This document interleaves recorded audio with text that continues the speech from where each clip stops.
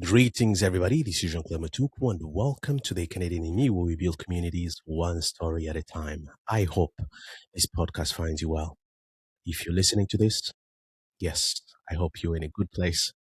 And if things are not going your way, I send you nothing but positive vibes. For those people celebrating, I congratulate you. For those people who are anticipating great things, you have a new job lined up, whatever it is, big up to yourself. And for those people going through hard times, I just want to say I want to dedicate this podcast to you because you're not alone. Yes, our situations may be unique, but so many people are feeling it, including myself here. I would like to start today's podcast by asking you a question. Have you ever been in a situation where you just overwhelmed for whatever reason, personal reason, professional reasons? You just feel like you can't take it anymore. Either you feel like you're exhausted by assignments or competing deadlines, or you're just in a very bad place mentally. You have, I don't know, heartbreak, whatever it is, you are recovering, or you just got some infection, whatever it is. Sometimes you just feel like, have you ever felt like that? Well, believe it or not, I feel like so many Canadians are feeling that way right now with both political, I'm talking about like the international relations, things are not looking good. The pressures from our southern relatives, I'm talking about the US, to uh, nationally, there is also some pressure. Uh, Standards of living and the cost of living, things are just getting out of hand. At least it feels like that. People's mortgages are up for renewal, like I've said in previous podcasts, myself as well. In fact, the bank has been calling and calling to remind me about the renewal, things like that. So honestly, when you look at things that are happening, there is one thing, at least one thing that has an impact on you. So I do understand why people may be feeling this pressure and a sense of uncertainty, a sense of insecurity. You read the news, there is something happening in the US, there is economic things and tariffs and this and that and oh man, so I definitely do understand that things are a little bit uncertain right now, and that many people are going through it right now. But why is this time significant, or why is it important? I'll say times like these are important because yes, while it might be wild and things may seem a little bit out of our control, I think they do symbolize a change. I feel like there's so many things that are changing. If you look at the international space as a Canadian, for so many years, our brothers and sisters south, the US, they've been our main part. Economically, they've been our biggest trading partner. Even when it comes to security, they have been our brother, our sister. We are related, and we have so much in common. Culturally, Canadian entertainment industry is highly influenced by the American entertainment industry. The same way, we also influence the industry. There's so many Canadian artists who have done really well in the US. Celine Dion, Justin Bieber, of course, Drake, The Weeknd. The number is quite large. So we see that we have so much in common. Even the colonial history, however bad it was, we have a lot of things in common. The language, the borders. Sometimes you cross into an American state or an American town, you will think you were somewhere in Ontario, somewhere in Manitoba.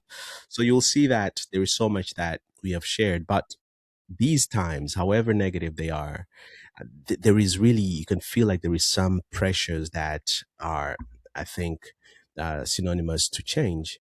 And hence where we find ourselves right now, where things are just not working. Our businesses have been highly impacted by the tariffs and the political pressures that are happening. CUSMA, which is the Canada, US, Mexico agreement, is coming up for renewal. and our leaders will have to sit down and look each other in the eye and stop playing the cat and mouse game, and figure out what's going on. Nationally, the food price is going up, and the mortgages, and there is just so much. And I feel like all of these things, when you put them all together, for me, I think it's a symbol of change. And then, unfortunately, when change is happening, um, things tend to be destabilized, and usually so many people do feel the impact. And that's where I think we are finding ourselves now. Can I say what kind of change is happening? I don't know. We can say maybe just the international dynamics and power shifts, and you're seeing countries forming new allyships and new partnerships, those types of changes. So geopolitical shifts in powers, and uh, some people claim that there is some sort of international confrontation happening as we speak. But regardless of what that is, I do believe that these moments, while we may be impacted by pressure, and we may indeed feel whatever it is that we're feeling, and I want to say whatever you're feeling right now is valid. um, these moments are worth, I think, just us stepping back a little bit, reflecting, and then really uh, being, and this is going to sound a little bit hard, being a little bit optimistic about the potential outcome of whatever it is that's happening right now. Maybe my optimism um, is founded on, I don't know, fear or whatever it is, but I still think that there is more than enough reason for us to be positive and to look forward to whatever the outcome is going to be. You've heard recently that the Canadian government is rebuilding its uh, international partnership with China. Well, I will say Canada. We can argue that we've been pacifist for too long, and indeed maybe are starting to diversify our partnerships. Indeed, solidify the fact that we don't want any types of confrontations, and whatever opportunity that has been granted to us, I think, to open up our relationships, to open up our allyship beyond our traditional uh, approach, is a good thing. So the more partners Canada can have, the more friends the Canadian government can have, the more allies we can have, I think, the more we will benefit as a country, and the more perhaps our own sovereignty will continue to be respected beyond what we have always been known for, which is we're a peaceful country, and I think that's a great legacy to have. But also, I think whatever is happening right now presents a great opportunity for us to take advantage of economic opportunities and ways to new markets. So I'm really thinking and hoping that Canadians will also take advantage of this diversification, that Canadian companies will take advantage of markets that they never had opportunity to be part of. So beyond Asia, I'm really, really optimistic and hoping that we'll also take full advantage of the African market. However, much we don't pay so much attention to that particular part of the world. I think with the population, with how young that population is, with so much talent on that continent, I really hope that this time of change will also open doors to that particular market. I'm talking about the African market because, hey, listen, I come from there. I'm I'm a native of that particular part, so I'll love to see my country, Canada, take advantage of that particular continent as well in terms of marketplace, but also just forming some strategic partners as well. So yes, there is so much pressure happening, and yes, we are feeling it in our pockets, in our I'll say uh, society, because you really feel that there is a some sense of divide. Those people have been reading the news here in Quebec. There is those conversations, political conversation, separation, and XYZ. So even here, nationally or domestically, we are feeling those types of pressures, political divisions here and there. So yeah, the pressure is real, but I still think as Canadians, we have to go back to um, reminding ourselves of who we are. And so before today's podcast, I quickly just Googled, I some of these I know, but I wanted to just Google when you Google what does it mean to be Canadian? What is that one thing or two, three, four, five things that um, makes a Canadian who they are or who they claim to be? What are those perceptions or realities uh, that make us who we are as a country? So I got a few answers. I'm just quickly going to read so that um, I can remember properly. So a quick Google search will show you that when you type what are the core values or characteristics of being Canadians or being a Canadian, it will show you that things like multiculturalism, I don't know if I'm pronouncing that correctly, multiculturalism and inclusivity. That's one of the key, I say, principles or key values that makes us who we are as a country or as a people. The other thing is peace and stability. Those people who did international relations or who are fairly aware of the global reality or the global politics will know that Canada has been a great contributor to different, uh, you know, peace missions and big contributor when it comes to uh, just I think lending our knowledge. I know in the UN, for example, back in the days, Canada, I think, was part of the key founders of the League of Nations. So we definitely know that we have participated in many global peace and stability missions. So our global reputation, especially when it comes to peacekeepers and peacekeeping and nonviolent solutions to global problems, I think is quite good. So Canada has been known for that. So one, multiculturalism and inclusivity. Two, peace and stability. Three, social justice. Canada, I think, for me growing up as a kid, I always knew that Canada was one of those countries that greatly supported um, not-for-profit organizations all across the world, especially in Africa. There are so many organizations that uh, Canadians founded, and those organizations are pretty much dedicated to resolving or addressing various global issues or promotion of democracy and human right promotion. So we have done quite well in that front. And then, of course, politeness. Of course, the sorries and thank yous. Canadians are known globally for that, and I think that's one of the biggest. I think perception-wise, many people perceive that Canadians are more polite than our friends down south, and I think it's a great reputation to have. The fifth piece is democracy and freedom. Our country has been known for promotion of democracy. Of course, the concept of democracy is quite subjective, but we have been a good, I think, uh, steward when it comes to democracy promotion. So, why did I bring up these characteristics? It's simple because moments like this require all of us to remember who we are as a country. Yes, the pressures may be quite high. Yes, we have all the reasons to feel whatever it is that we feel right now. Uncertainty, because yes, the world is uncertain right now. But we should not forget uh, who we are as a country.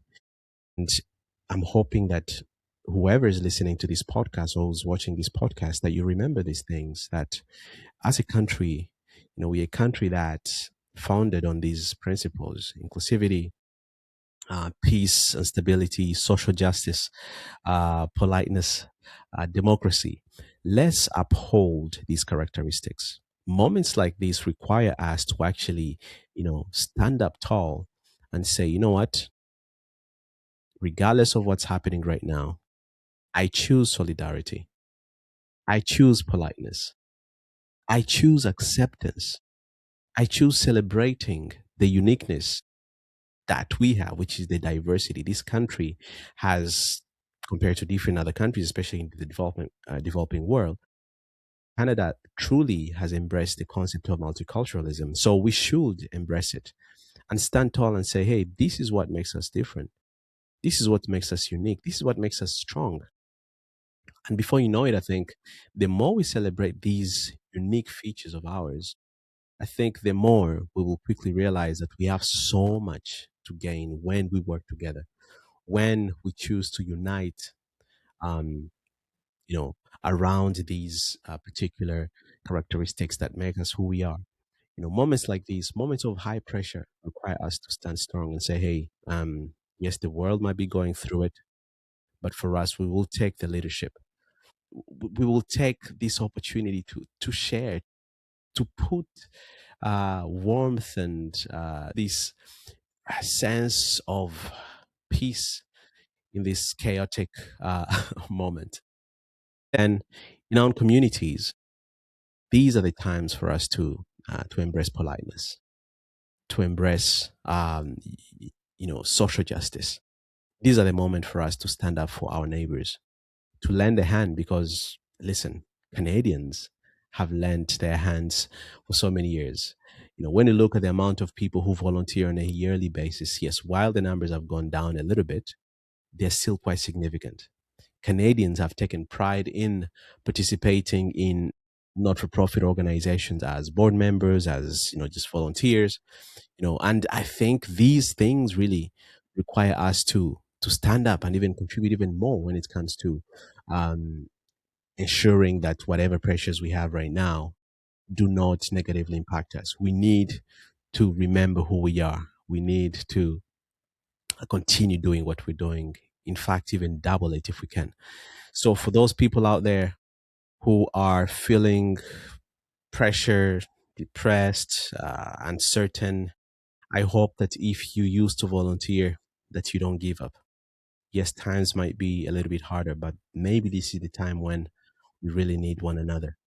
Those organizations that highly dependent on your expertise, on your time, they need you right now. Think about your food banks.